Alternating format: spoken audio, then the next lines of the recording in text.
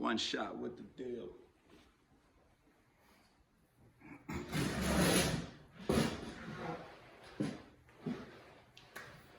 All right, so what's going on, guys? I'm out here at the ponds with, my friend Ben here with D.R. Horton Homes in Summerville. So just want to go a little bit more in depth with some of the things that they offer to get consumers, get you buyers into the homes that they have out here. It's going to talk a little bit about the incentives outside of the red tag sale events that they do, which is a great thing every quarterly, and a little bit about the inventory they have. All right, so I'm going to let Ben just kind of take it from there. I'll just ask you a few questions and we'll just kind of let you do your thing. Let's do it, man. All right. So first, this again, let's talk about, because your red tag event is great, but you had a conversation with me about some of the other things you guys do outside of the red tag event that really helps buyers get into the homes. So could you just talk a little about that? Yeah, so what we do at D.R. Horton, a little different than some other builders, is we actually have and own our own mortgage company. It's called DHI Mortgage, partners directly with us. Actually at our main office over in Charleston is the D.R. Horton office, and the DHI is all connected, so it's one big office over there. So what we do is to make things affordable and feasible for people to still go out and buy homes, because that's what we're in the business of, obviously. Right. Is we have rates that are bought down pretty significantly from market rates. Okay. So right now, market rates are looking around 7.25, depending on credit, roughly around there, and that's the going price right now. Obviously, you can shop around, try to find little, better deals here and there. But with DHI Mortgage, what we do is for our quick move-in eligible homes, so homes that can close July and August, we have bought down rates for people if they qualify. Government loans as low as 5.25 fixed. Wow. So that's our FHA, VA, and USDA buyers. And then for conventional buyers, we have rates at 5.5 fixed.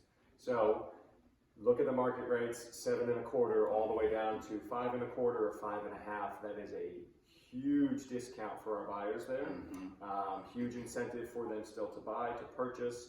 We've run payment scenarios for people looking at homes. You can look at $400,000 home with the current rate of 7.25 versus our rate of 5.25, and the difference is $400 to $500 a month depending on the home. Wow. For the exact same price home, just using our lenders. So we're seeing that when people come in here, very strict on a budget. Hey, I can't go above $450 or $500, can't go a dollar over that. They're basing that off of market rates. So when they come in here and see what we can do, then they have another $50,000 or more in buying power in their pocket that would still be the payment they were expecting, or they can still get that same price home at $300, $400, $500 lower payment. That's money back in their pocket every month.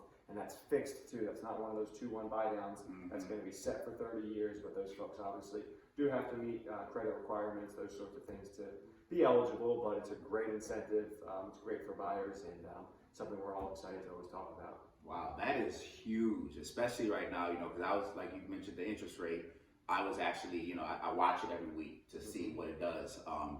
And it literally jumped up to like 7.25 when, like, last week it was like maybe 6.9 or 6.8 or something like that. I mean, over the week's time, that's a huge jump. So that's like you said, that's saving hundreds of dollars in a mortgage payment and things like that. So yeah, that's awesome.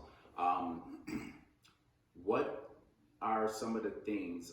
Again, you were telling me one time when I was out here with you, the programs that you have a guy that really helps buyers, like, with their credit, if they're not ready to buy right now, what do you guys do to kind of get them to that point to become homeowners here? Sure, yeah. We have that program. It's called the Home Buyers Club. So essentially, this is basically a whole group of people that work together for the buyers that are not quite qualified right now to buy a home. Give them the necessary steps and guidance on what to do as far as paying down certain balances on different credit cards, or outstanding balances that they have, when they should do it, when it's smart to do double payments, things like that. Obviously, securing long-term, employment, those sorts of things, but going through all the necessary steps with them to raise their credit to get to the point that they then can get qualified with DHI Mortgage or another lender, obviously, and then be able to buy a home. So actually, my first deal with D.R. Horton was folks that were relocating down from Connecticut, had lower credit, had to go through the Home Buyers Club. It depends on each situation. It can be 30, 60, 90, 120-day program. It varies from person to person, but typically a couple of months is what people do. Get a little bit of coaching, they pay a little bit of money to get in the program, get the guidance, and then at the end of it, we're seeing credit scores increase a very good amount there that they then can get qualified for mortgages. So we believe in home ownership for all. That's kind of like our backbone here at D.R. Horton. So, it's just another avenue, another resource, another tool that people can use to be able to become homeowners. Wow, that is amazing. It's almost like you have your own little consumer credit counseling department in-house. That's a nice way to say it. I like that. Yeah, that's awesome, man. Because, I've worked with a lot of, people, buyers, just talking to them. And, again, that credit score, those three numbers, I don't care what horror movie or what your fear is, nothing is more scarier than those three numbers, right? Oh, yeah. And it makes people kind of reluctant to pull the trigger to want to, pursue home ownership. And I've definitely worked with people with low credit scores, recommending them to programs, but, at the same time, it's definitely going to depend on their discipline to make sure they follow through on their part to make sure that they can get into the homes and follow the steps in the program.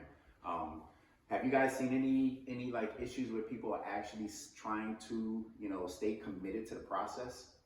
It obviously varies from case to case there, and ultimately, like you said, we can give people all the tools, everything out there to be able to succeed, but at the end of the day, it's up to them to take that leap. Right. So this program does cost them money to get into it. I can go into specifics at another time there, but typically when people put a little bit of skin in the game there, they're more inclined to actually follow through with it. And it is a big deal. A lot of times this is first-time home buyers. People have never done this before. They've been paying rent for however many years. And are you familiar with what the interest rate is on rent? It's 100%. It's 100%. You don't get a dollar of that back. So at least when you're owning a home, you're going to pay interest, but you're building equity. You could take out equity and pay the things off, renovate the home, pay off student loans, those sorts of things that you're not able to do when you're a renter. Right. So it unlocks a ton of different possibilities for people. They just gotta walk the path. We'll give them all the tools, like that old saying, you can lead a horse to water. Can't force them to drink. Can't make them drink, but at the end of the day, it's up to them. And that's where you, as their guidance on the general brokerage side, and me, as their guidance on the new construction side, work hand in hand to help them out there. But, at the end of the day, it's up to them. Right, absolutely. Yeah, man. And like you said, some people might kind of like cough at I got to pay money to get into this. But like you said, you got a little skin in the game. It's going to make you a little bit more inclined to make sure that you follow that process, because if you don't, you're losing money. Yeah, exactly. So, I'm not mad at that, honestly. All right. So talk to me a little bit about the current inventory right here at the ponds. What are things are looking like? I've been out here a few times and I'm seeing some of, the spaces that were kind of empty. They're filling up. They're filling up, man. Yeah. So we are in our final phase at the ponds. We are down to, as of today, about 25 homes left total. That's including the model and our concrete washout station. So if you've been through the community at this point, every home except for 2 in our phase are vertical at this point. We have those 2 right over there by the parking lot. Framing I was right going to now. say, when I pulled up, I said, oh, they got wood up now. Yeah, it goes fast. So other than the parking lot and our concrete washout, those are the only 2 homes that we haven't poured the slab yet and gone vertical yet. And then the model here, obviously my office up front, we're going to convert that back into the garage. Everything else is up at this point. Most of the ones that are up are near finished, or at least in the drywall stage here, that they're about 60, 90 days out. So with that 25 there, we only have about 5 that are still pretty actively under construction. The rest of them are up, and 1 to 2 months they'll all be finished here. So we're wrapping things up back here. A lot of the homes on that red tag list are homes that are finished, ready to close now. Our goal is to kind of be out of here later this year, fall, early winter time frame. Okay. And then we're moving on to the next project. We don't have any new phases back here for us. So this is going to be it for us here. So shortly we'll be out of here. Wow, I've gotten used to driving out here. You telling me my time is coming up? It's limited. Come on, dude. Oh, all right. So those homes that are under construction, they're not sold, right? Some are, some are not. Okay. So Okay. we have, like I said, right about 25 left total. I gotta actually go update some signs later today, so you'll be able to drive by and know available, sold, sold, all that kind of stuff. So Okay. yeah, there's a little mix. We got plenty of finished ones ready to go. People can close their cash buyers. I can close them next week if they wanted to. People financing, we've got ones that can close 30 days, 60 days, like I said, 90 days too. So we've got a few options left. Home stretch here. Yeah. Wow. That's awesome. So what's going to be your next move then? Once you're done here? That's always to be determined. They don't tell us until it's actually that time. So we do sales meetings first Wednesday of every month, and when we come in, they'll let us know, hey, here's your new community, here's your stuff moving. So they say don't ever Let's go, soldier. Yeah, they say don't ever get too comfortable in any one spot because you never know, you pack up and get to the next one. So it's all good. It's fun. Keeps us on our toes, and we get to see a lot more of the low country going, to different spots. So it's good, man. Okay, all right. So where are some of the other areas besides this one in the ponds where DR is actually developing? Yeah, so active communities we have right now, I'm just gonna break it down by area for you. We have a community out in Hugie, which if you're not familiar, that's over by the Clements Ferry Road, North Mount Pleasant area. Community over in Latson, community over in Goose Creek, multiple communities in Summerville, multiple communities in multiple communities in, sorry, I'm losing my mind here. We just opened up a new community in Holly Hill, multiple in Monk's Corner. I don't know why that took me a second there. And then we're actively developing multiple others. So right now we're at about 8 total active communities. We'll close out one. The goal is always to open 1 or 2 more whenever we do that. I know we got stuff in Ravenel upcoming. We got stuff, like I said, Holly Hill. We have our community out in Santee. So we're all over the place. It's good, to kind of be able to see all the different areas and different cities and towns and all the different stuff, because everything is a little bit different. We all may be part of the low country, but there are always going to be little differences between each area. That is so true. Every area definitely has its own type of feel and personality.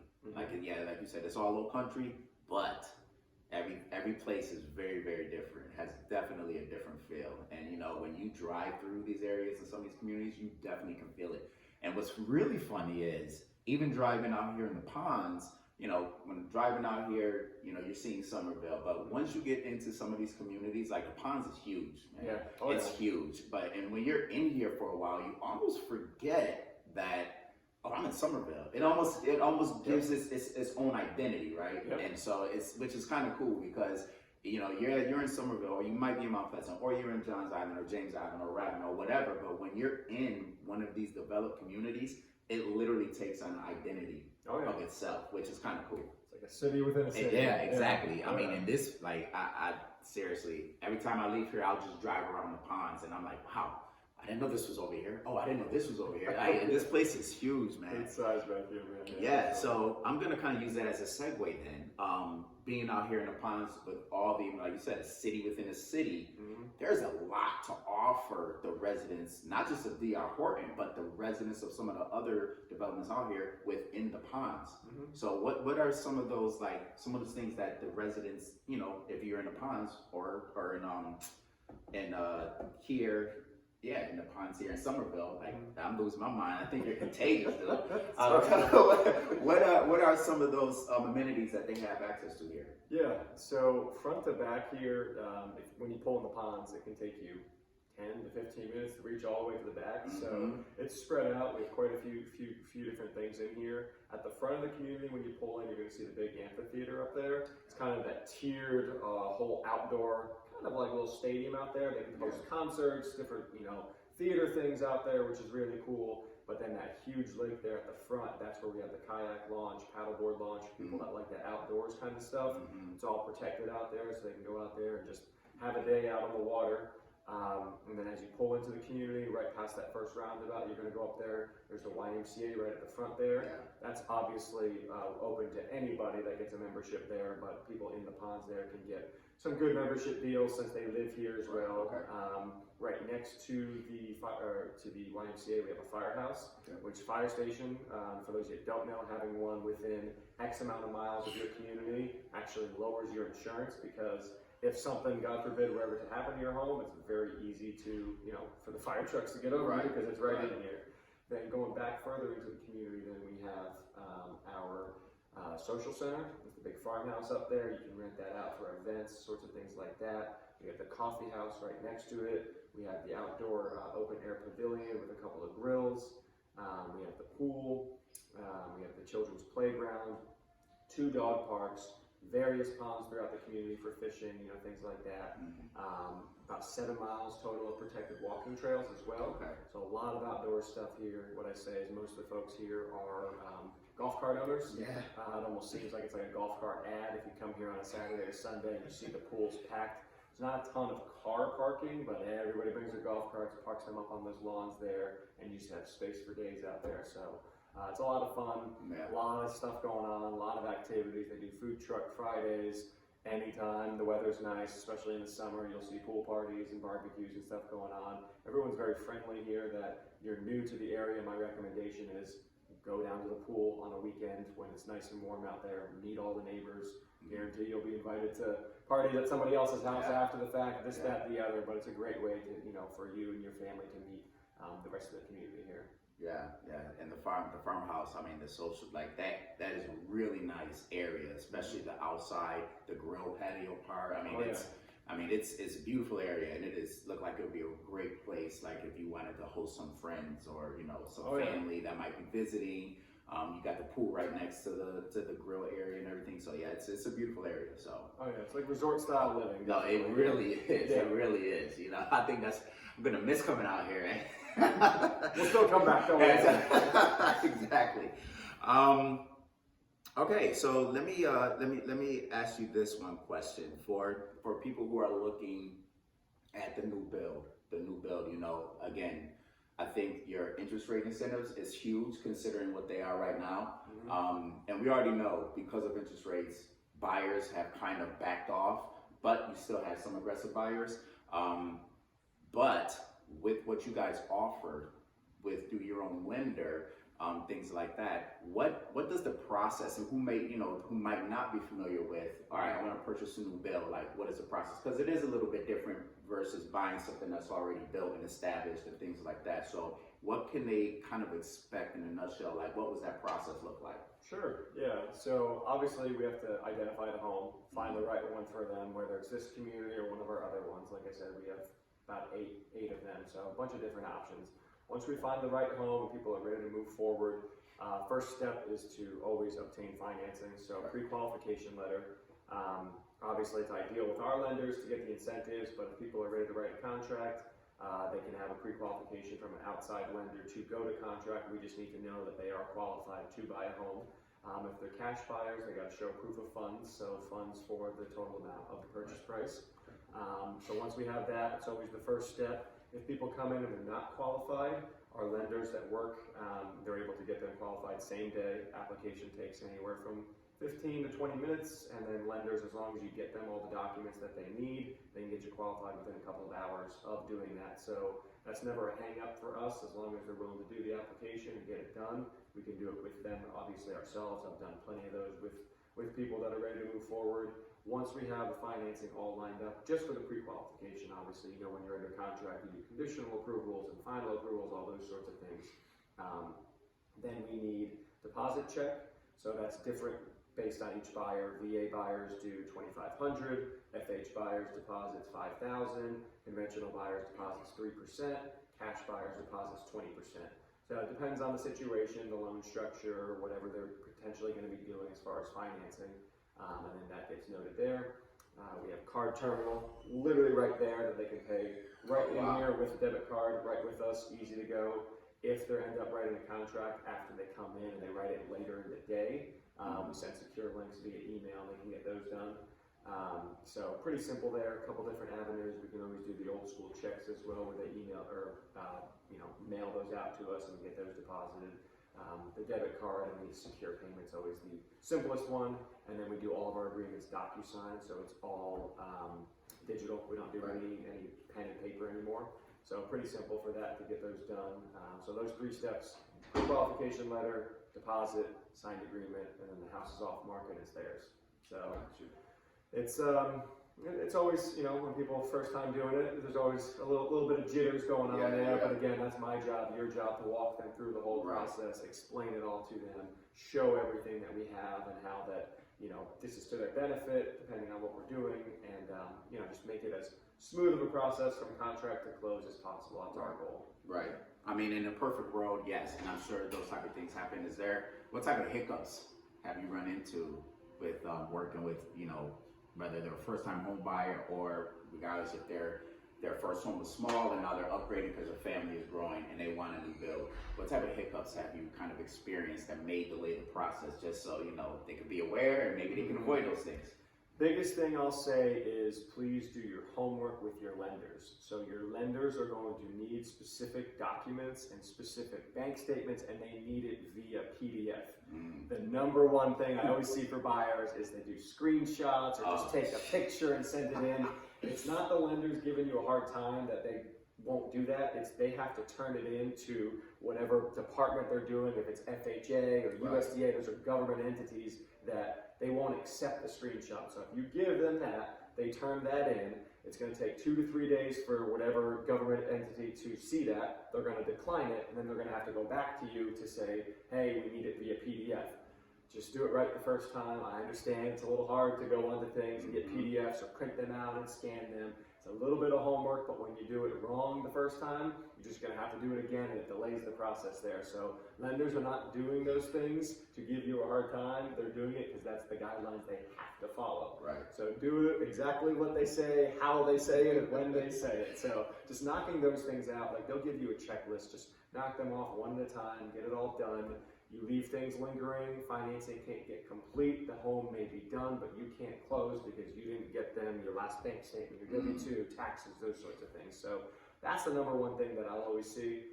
No matter how many times you walk people through it, it always happens. So again, that's our job to try to just smoothly go through the process as best as we can. Yeah, and it's funny, you know, it's like that old saying, like you said, if you do things right the first time, you know, or if you don't, you create more work for yourself in the long run. 100%. Right. You're doing it for everybody else too. You're making it harder for the lender, you're making it harder for me, making it harder for you, for the builder, the closing attorneys. Like, there's a lot of pieces to this whole puzzle here. So just everybody just do their part, and we can get through, you know, from beginning to end as smooth as possible. Yeah, I'm gonna actually piggyback on that because, you know, when they don't submit those documents the right way, and months maybe have gone by while we're going through the process, and now it's kicked back. Now they have to resubmit more current documents now. Oh yeah. So it's like you said, do it right the first time so that we can avoid these type of hiccups. 100%. Do it right the first time so we can avoid these type of hiccups. So listen to this man here, the wise man. All right, man. So, like, is there anything you kind of want to, you know, just put out there that maybe I haven't asked you or anything like that? No, I feel like we kind of touched base on most things out here. Obviously, people have additional questions.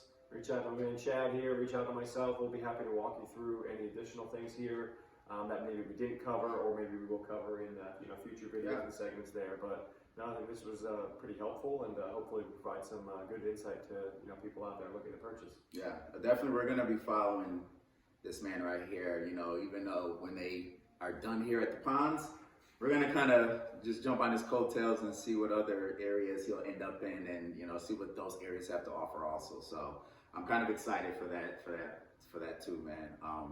So yeah, man, it's been fun, and I definitely appreciate your time and all your expertise and and everything like that. So all right, that's it, party people. I hope you enjoyed it all, and you guys, if you definitely have questions.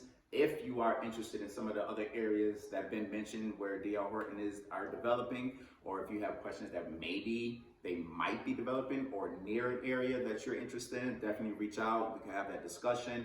I can put you in contact with my guy here, all right? So stay blessed, Low Country, and we shall see you. I like it. I like it. Smooth like butter.